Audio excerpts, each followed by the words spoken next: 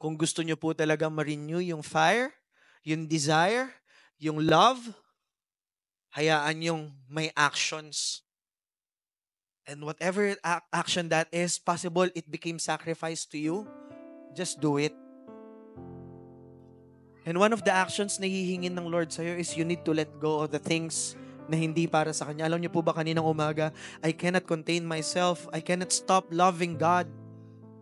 Na ang prayer ko, Lord, ano man ang hindi mo plano, tanggalin mo. Na Lord, ano man ang hindi sa'yo, alisin mo. And it's really hard to let go. And it's really hard to let go. Ang hirap pong magbitaw. It is painful to let go.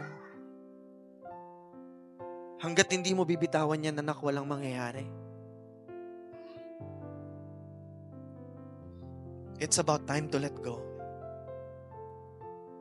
Because real renewal needs real action. And this is the great part about God. Jesus invites you to follow Him again.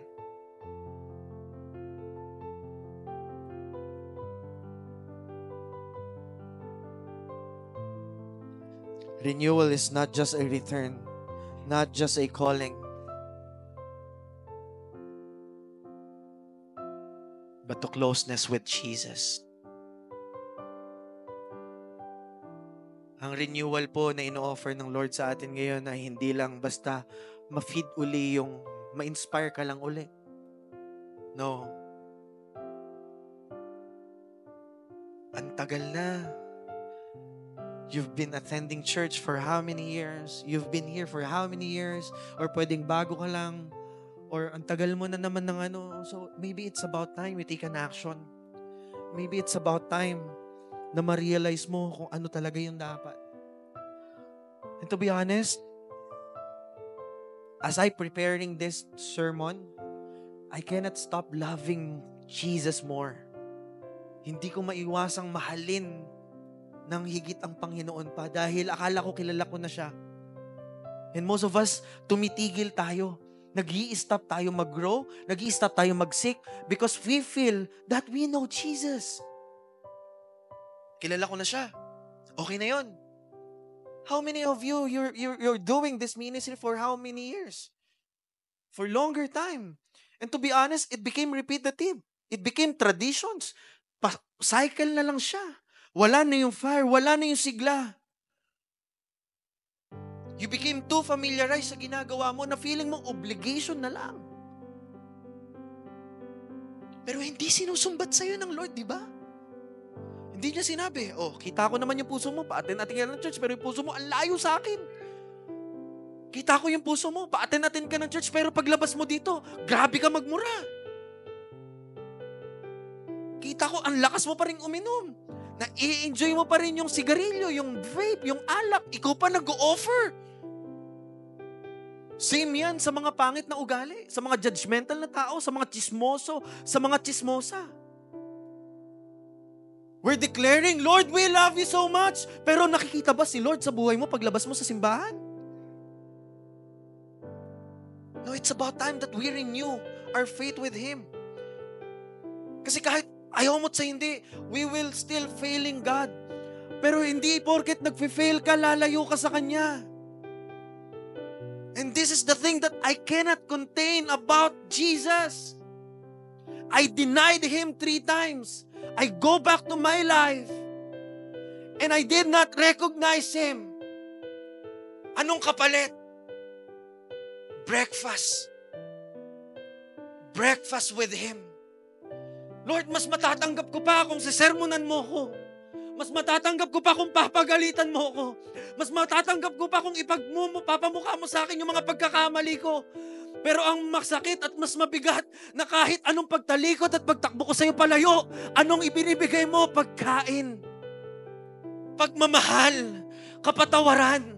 Sino ko para bigyan mo ng pagkakataon na ipaghanda ng almusal?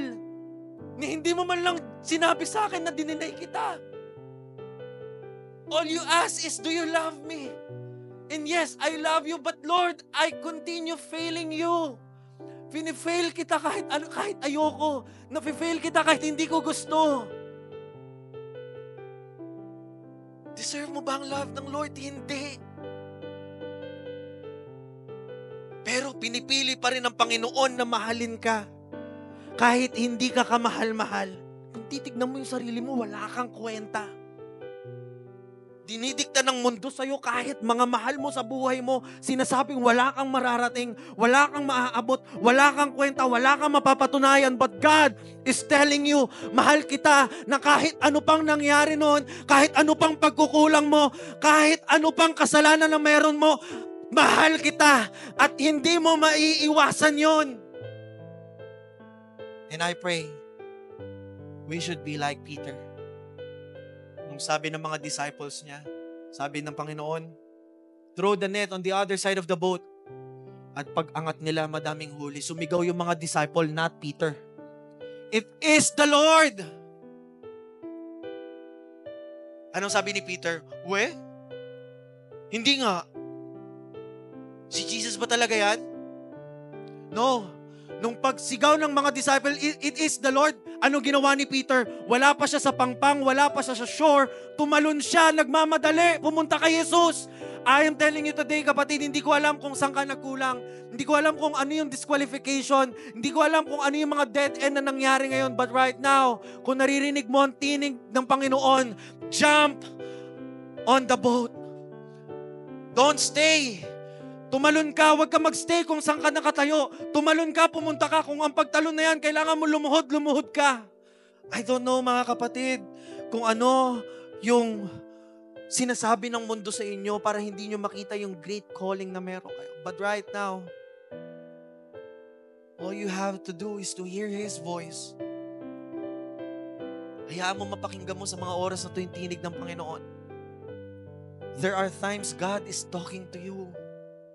Pero hindi mo na nare-recognize yung tinig niya.